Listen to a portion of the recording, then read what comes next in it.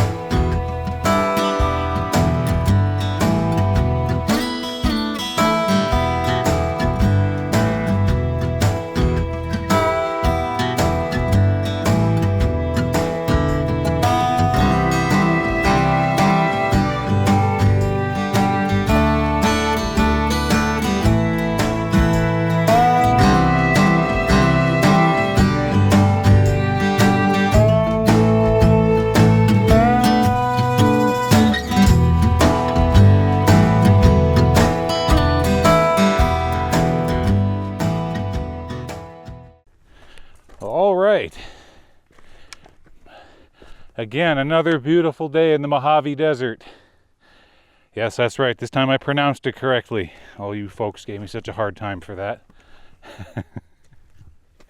Well, hey, you know, that's what happens when you were born in the East. Actually, I should say you were born in the Midwest. You grew up in the Western United States. And I guess somewhere along the way I got my tongue stuck in the mud. That's why I talk kind of funny. But take a look at here. So we're coming up another old road, and there is restricted travel up in this area. And you know, as always, you should look for clues before coming into an old site. The clues will give you an idea of how substantial a site's going to be. I mean, for example, like this rock wall, it's 8 feet tall. It was all built by hand, and if the miners or the company was able to put that, you know, wanted to put that much work into this just to build a road up in here, then the mine must be something significant. So I like to look for clues long before I ever even get to a new site. Clues like that, old cans, old bottles, trying to narrow down the date. That's what's always fun. So we got to hike up this road here, and from my old maps, we've got road goes up. Actually, you can see it on top of the hill over there. It looks to be there's two significant mines, and then once again a whole bunch of adits that are dotted up the mountain on the other side of this one that you're looking at right here. So once again, I got my work cut out for me. We're going to be doing a bunch of billy goating today, because I want to try to make it to the highest, most adit on top of that mountain, because how many people are going to walk all the way up there? I mean, I don't know what the altitude is. I'll find out when I get there. Maybe it's about 3,000 feet. But as I always say, the best mines are the ones that are absolutely the hardest to get to, because not too many people want to climb up a mountain to walk into a hole. So let's work our way up this road, and if I find something cool, you know what I'm going to do. I'm going to hit record. Well, we made it to a crossroads here. So we've got a road that goes up around this side of the mountain, and over here, this is the main road going up to what I believe is the main mine location. Now, looking on Google Earth, it would appear that that adit, there's another adit up here.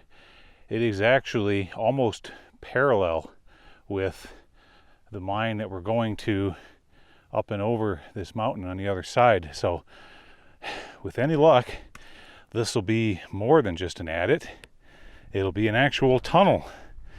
As you all know, a tunnel is a mine that enters from one location, goes completely through the mountain, and comes out another location. If it does that, that's called a tunnel. If it just has one entrance and one exit, that's an adit. Okay, let's keep walking up this road here. You know, sometimes half the fun is just getting there, right? And there's some folks out there that are saying, oh, just hurry up and get to it already. Calm down, calm down. Hey, it's all part of the adventure. All right, we're headed that way. Oh my gosh, folks, look at this road.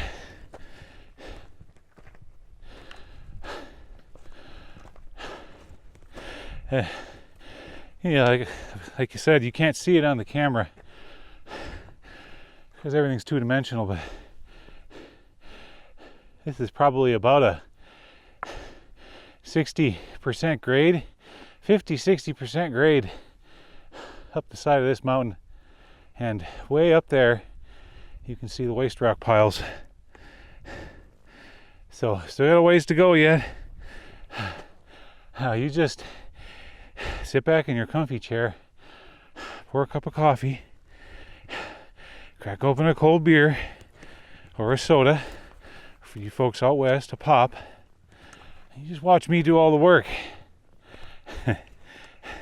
Not to mention looking out for rattlesnakes.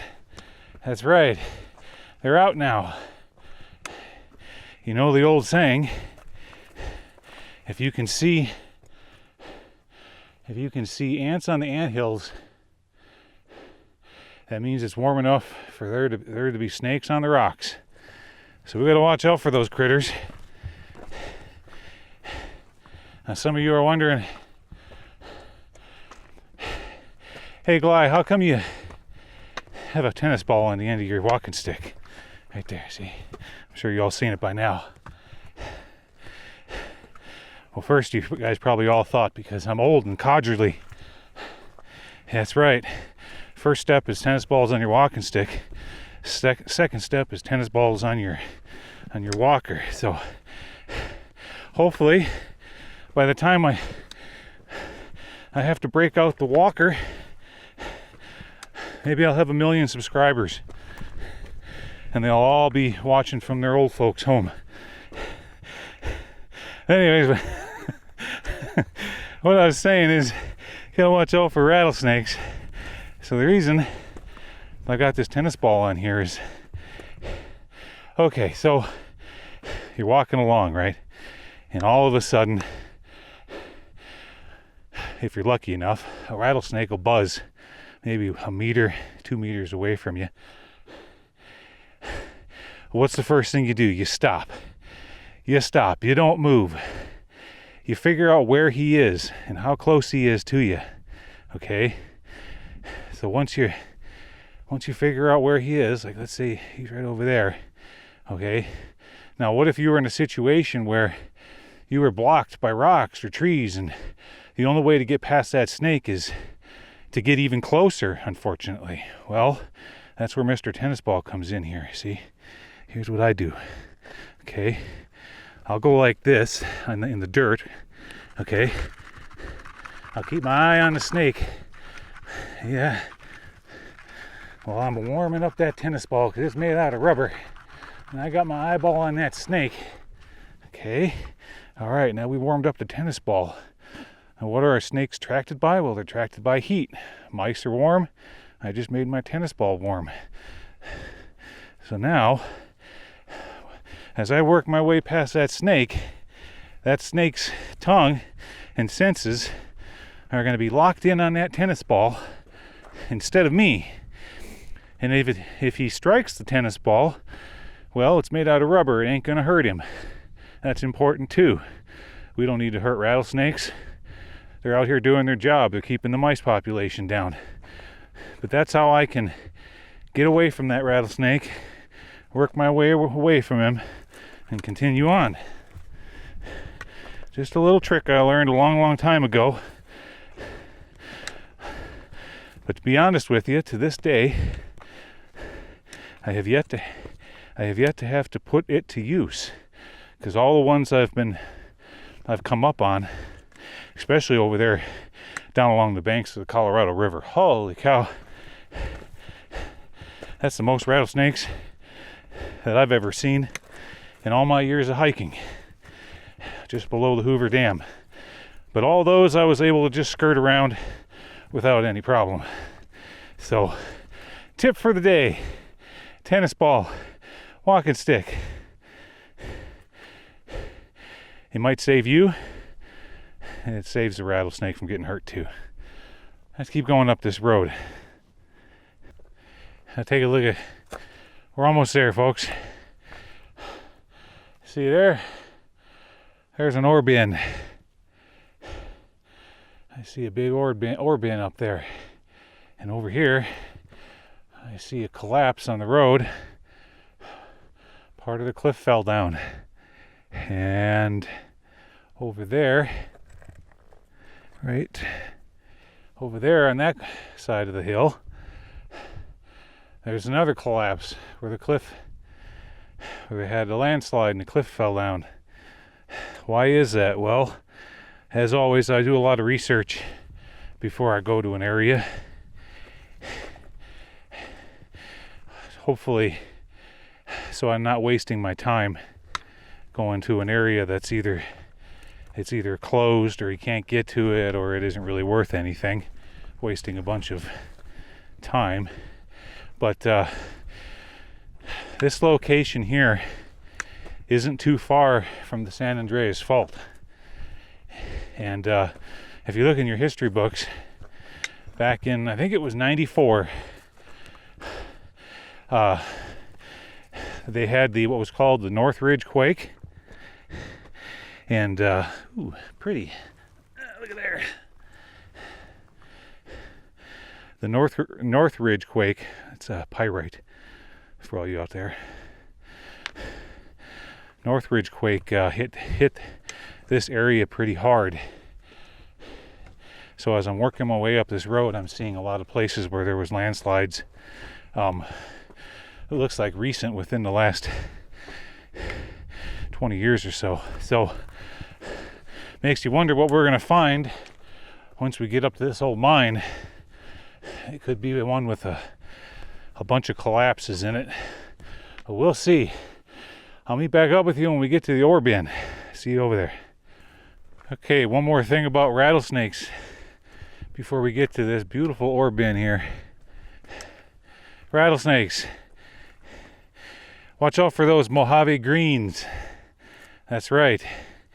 You get bit by a Mojave green,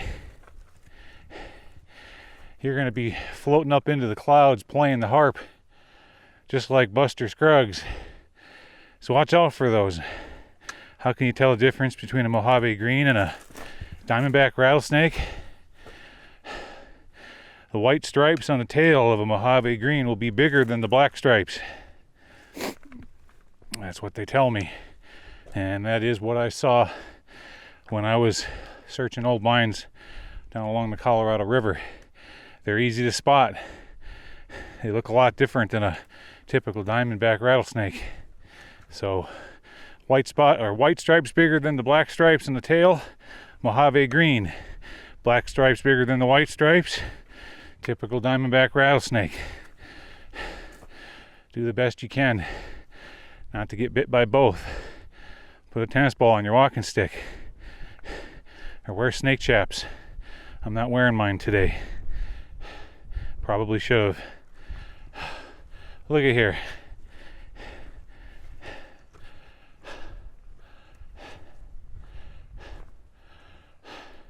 Isn't that a beautiful sight? Think about all the work it took to haul that lumber up here. We got an adit.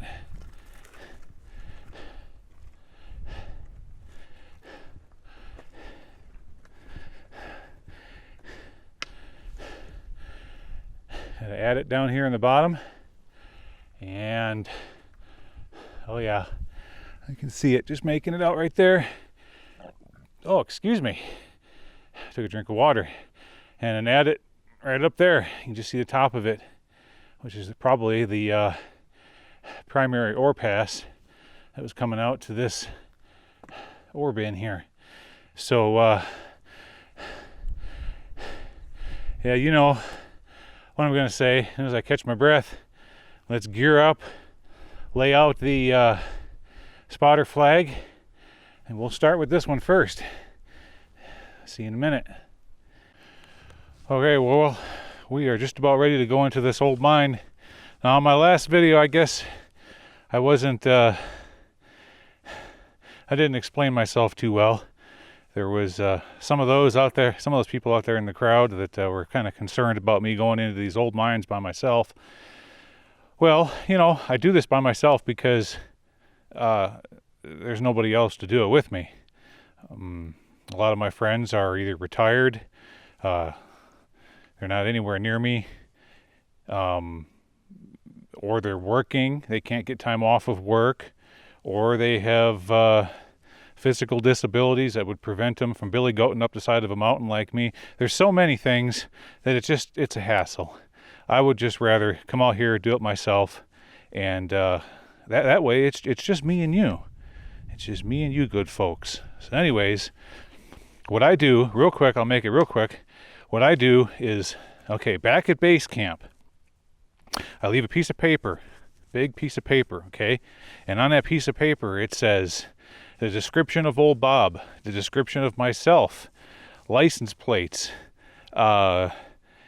longitude and latitude of where I'm going to be, right down within 3 meters of the added location, phone numbers, who to call, when to call. If my neighbors don't see old Bob back in the back at base camp within a certain amount of time, they know there's a problem. They have a phone number to call. They call that number. Sheriff shows up. They hand him that piece of paper.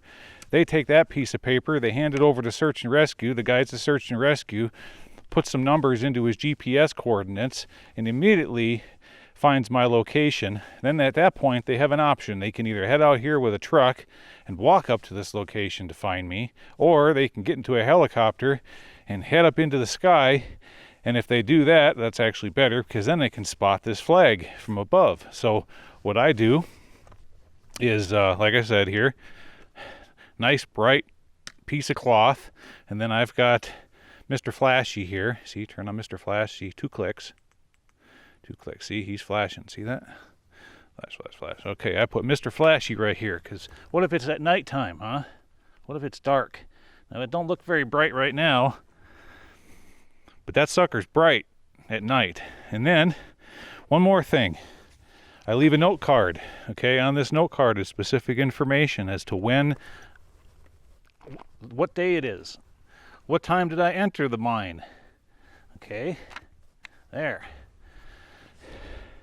That's so that when search and rescue shows up, they can walk up to this flag here, they grab that note card and they go, oh, he walked in at this time. That means he's been in there for a certain number of hours.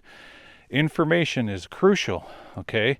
Then they walk over here and they see my backpack and some other stuff, whatever I have laying about, and it's near the entrance, near the tunnel that I'm going in. Okay, now with all of that, that gives them a faster response time to come and rescue me if indeed I need rescuing. Let's hope that never happens.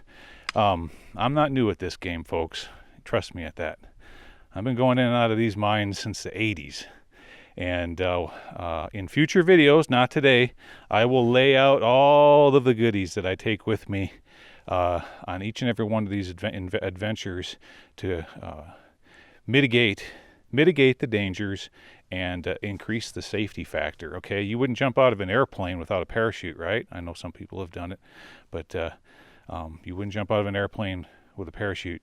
You wouldn't go inside of a 50, 60, 100-year-old mine without certain safety equipment, okay? Just like a parachute might fail, yeah, your safety equipment might fail.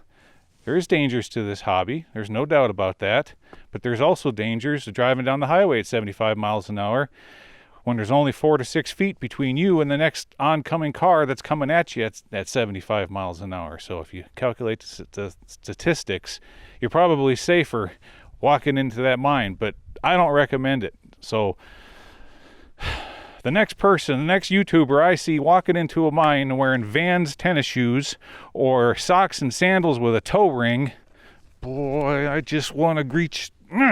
Okay, let's get on with it. That's enough blibber blabbering. Let's go into that old mine.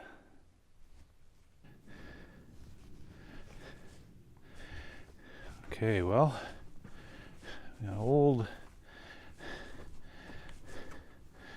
Maxwell House coffee can.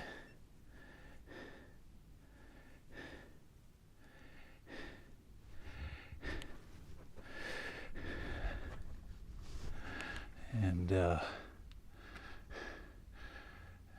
see there, Kilroy was here in April of 42, and turn down the light a little bit here so you can see. Rob was here in June of 85. All right, Rob. You climbed all the way up this mountain too. So, there's some old canvas laying on the ground here. And I got a pole here spread from side to side, steel pole. Ugh. The tube stuck to it. I don't know what that's all about, but hey.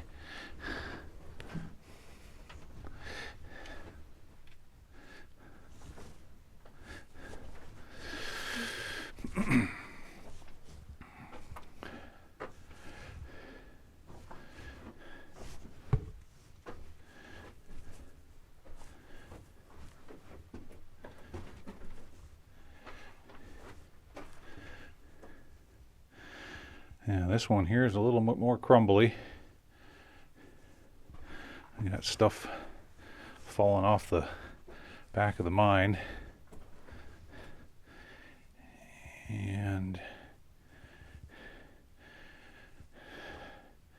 goes left and right here.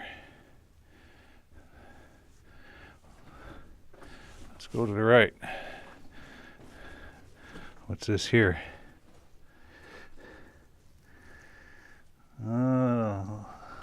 Old pack of cigarettes. Cigarette wrapper.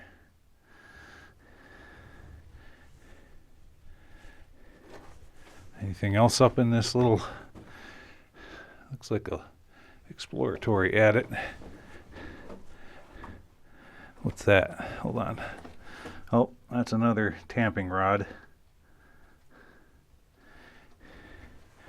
And oh, here they were using, point this out to you, another clues to give you what kind of mine we're dealing with. That's a 2-inch borehole, almost a 2.5. There's one there. No, there you go. It's a 2-inch. 2-inch borehole. They were getting serious in this mine. Yeah. They wanted to blast it out quick.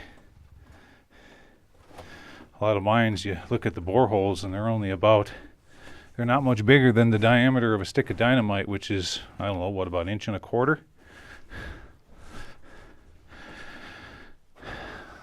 There's some rail on the ground here, and a small collapse. What do we got up here?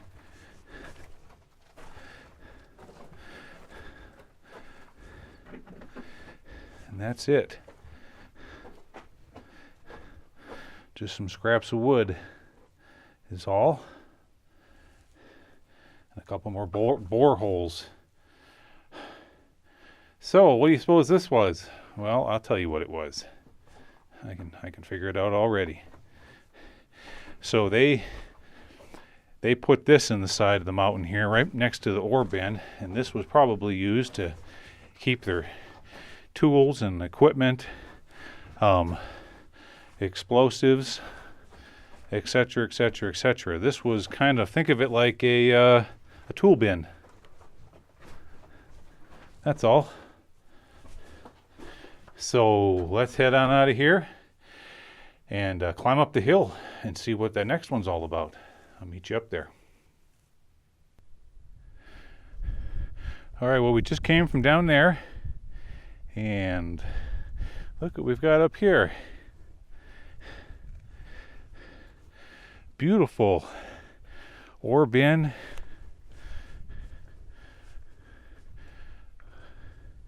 With about 24 gauge tracks leading out onto it.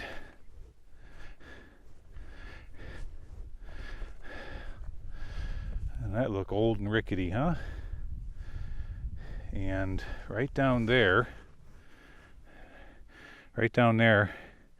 that's where we just came from. That was, let's just call it the tool bin at it. This is pretty cool.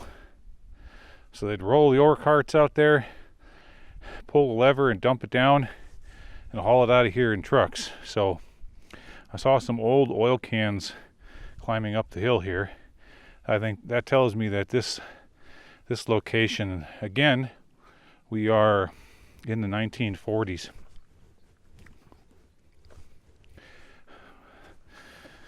This goes right up here to the ore pass. Here's an old, what's this here? Drill steel. And it had a name on it I just saw. Let's get it into the sun here where we can see it. There. Right there. I can't pronounce it. C-R-U-S-C-A.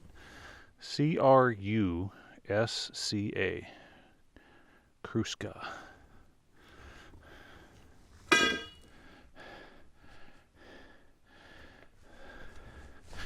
Okay, we've got our spotter flag up. Let's go take a look at this old mine. Right here we got a big block of concrete with some threaded studs in it. So at one time there could have been either a generator or even a winch to help winch out some ore cars. Could have been many different things. It was mounted there to help assist the miners either in their drilling efforts or pulling them heavy ore carts out of here. So we got here a little tag with a number 1 on it. And like all mines, you get a degree of erosion here at the entrance. And we're going to try to get past this without touching anything.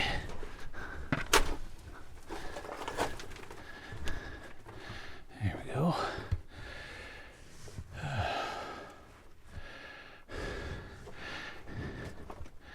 And we've already come to our first ore bin. Yeah. Which has a considerable amount of rock laying on top of it. And there's a couple of isolators. Tells me that they had power in here at one time. Ooh, that looks sketchy. Let's let's be real careful. Let's crawl past this real slow here and not touch anything.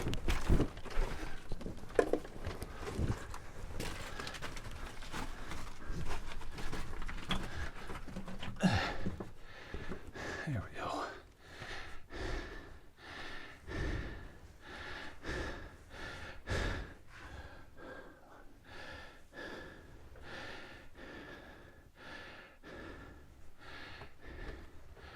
Yeah, we're into some. We got another bunch of timbers holding up a whole bunch of really loose waste rock right here. And another tag on this mine. At one time, See, at one time this big railroad tie used to be holding up this side. It's not no more. That fell down. Let's get out from under that real quick. That's pretty sketchy.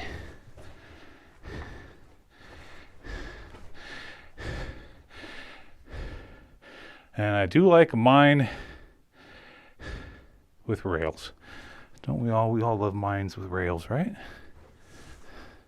Yeah, because that says that they're going to be a little bit bigger than usual, than your typical exploratory at it. All right, I got a little bit of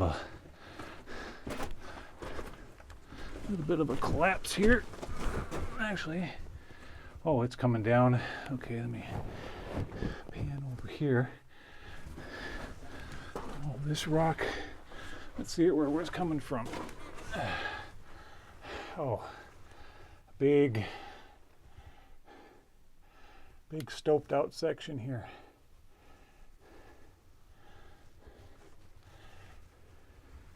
And up there too.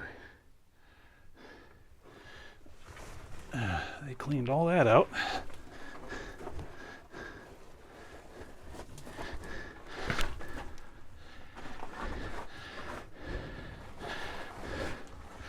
What is this?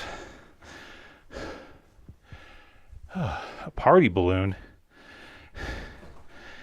What in the world? You know, that is. It certainly is. That's got to be about the third party balloon that I have found in mines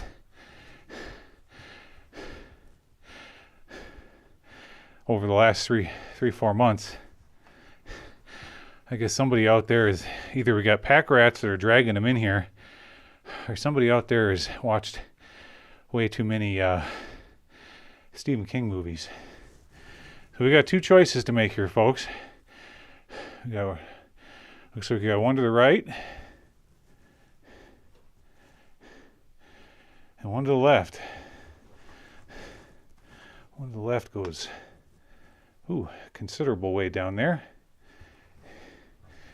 And to the right with another big collapse. Well, there's some really crazy colors going on in here. I'm liking it.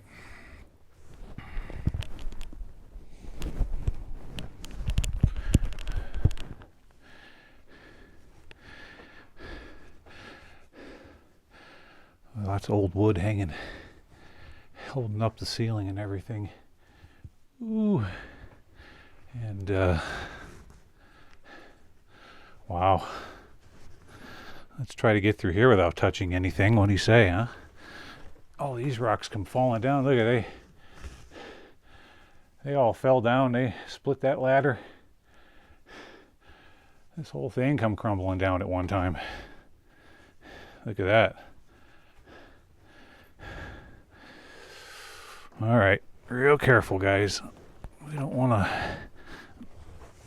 to be making any more noise.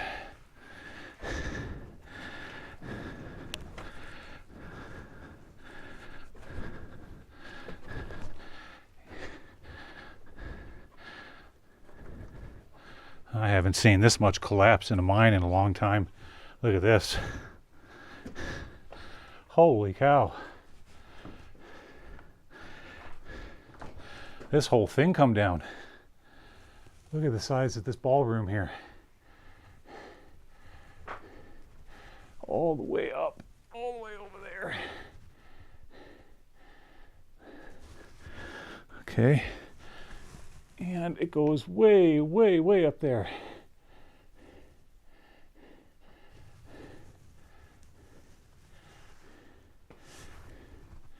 This whole ceiling came down. Well, praise the Lord, let's hope none of it comes down on me today, right? So let's take it real slow and easy. I'm not even going to touch that beam. We're going to touch anything while we're in here. We're just going to carefully navigate these rocks.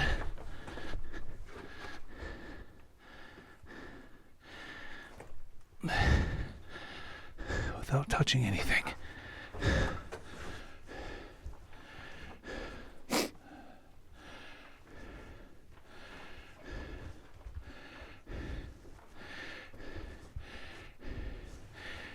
Yeah, I would think that the earthquake that they had back in the 90s probably resulted from all of that collapse. Let's see what we have here. See what the miners did.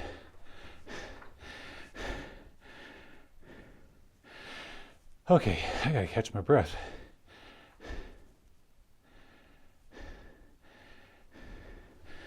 They got a stole there holding up that gigantic rock. And yeah, there's some, see this paper down here? That is the wax paper lining that would have lined a dynamite box. And what do we have here? What's this?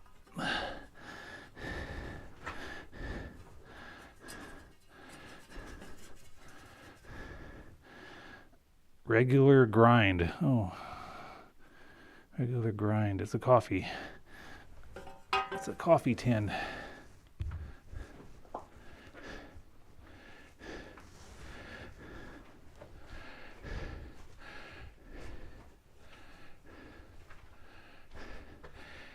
And we're getting into another area with there's a stole.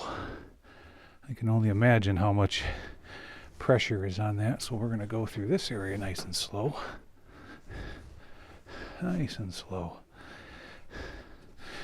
You know, when I'm in here, there's an old can down there.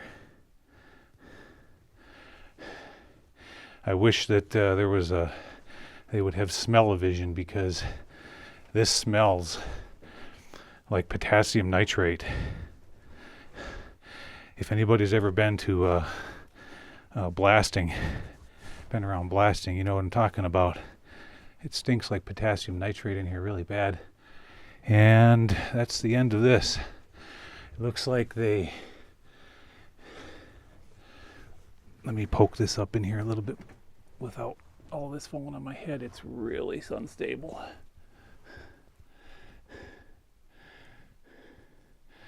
So yeah, because this hasn't been taken out of here like a traditional mine, that tells me it's just going to be a stope on the other side of that. And this rock above my head is just hanging here without any support. So let's err on the side of caution. Not press our luck going up into that little stope there. And so I'm going to work my way very carefully back to that other drift. I'll meet up with you over there. Okay, didn't quite make our way to that other drift. I wanted to point this out to you. That stope and how far it goes. They cleaned all this out, and then at one time, look down here, right there's an ore chute. So they were working, so that tells me there's some upper workings. If there's an ore chute, we'll have to climb up the mountain to go take a look at that. But all these rocks I'm standing on here, this is all collapse. But by the looks of how much dust is on it, it happened a long, long time ago. All right, let's get past this little area.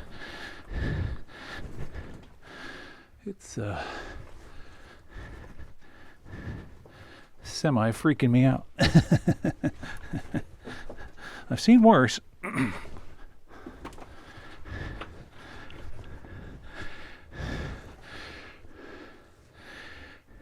Okay. And now we're back. Now we're back to the Stephen King balloon. So what do you think? If we beam our light up there, are we going to see the see a clown? Ooh, I bet that'd scare you folks, wouldn't it? Yeah. No, I don't believe in such hoo-ha. Bunch of hooey. All right, this tunnel is really collapsed and crumbling. Let's take it real slow and easy, because all these rocks, for all I know, are just dangling here.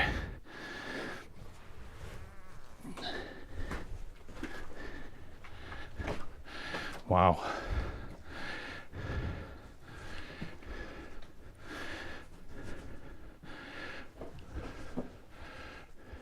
Okay.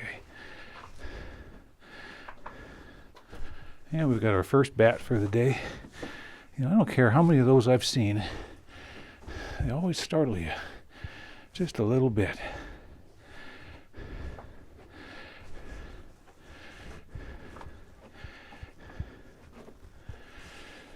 Oh, I try to catch my breath. Some of it is adrenaline.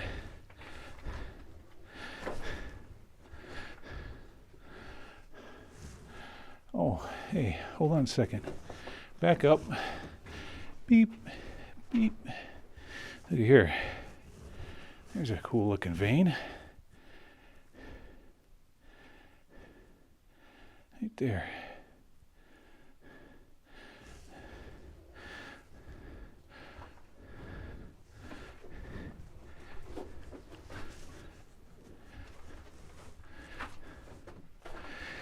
And all the wire that they use to bring in power for lighting is all laying on the floor.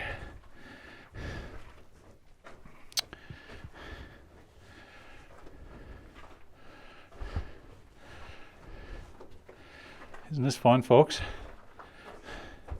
How much further do we got to go? I haven't seen any writing on the walls yet to indicate anything, how far the back of the mine goes. Ooh, now here we're in a big spot. Yeah, it's probably good 6 feet wide, 7 feet tall through here. Nice hard rock.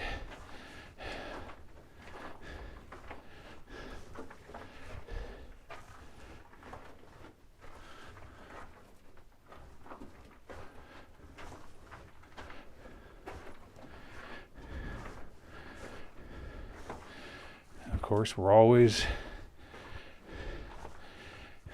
looking out for bad things to step on. And we've got rail going to the right. Well, that's interesting. Oh, so what they would have done here is, so they had an ore carts would go this way, and then they made a little bend here so that they could push an ore cart. It's called a siding, similar to like trains. It's a little siding. They could push an ore cart up here to let other ones pass.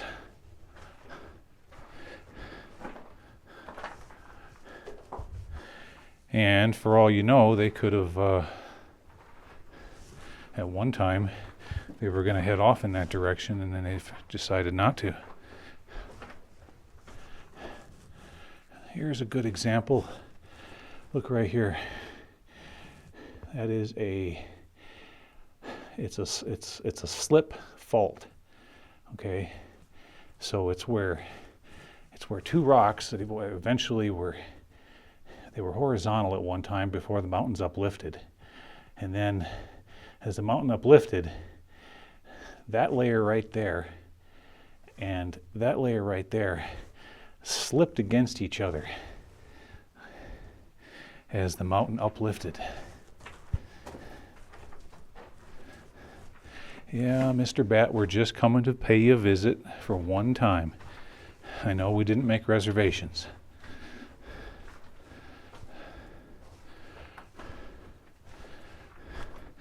Oh, you rummies. A beer can. When am I ever going to be able to get into a mine and not see a beer can? Probably left here by Rob back in 1985.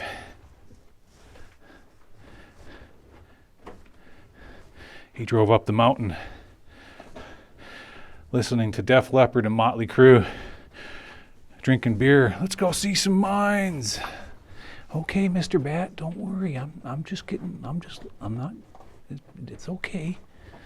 He says, get out of my home. And that's the end of this mine. They left their drill steel stuck right in there. See that? Right there. And that's as far as they went. So, let's just look back this direction. Where we just came from. That's it, folks. Wow, I really thought this was going to be a bigger one. I was hoping for it to be an actual tunnel meeting up with that adit on the other side of the mountain. Didn't quite turn out that way. And not very many artifacts laying on the ground either. So, all right, well, let's head back out of here. And if I see something cool, I'll hit record.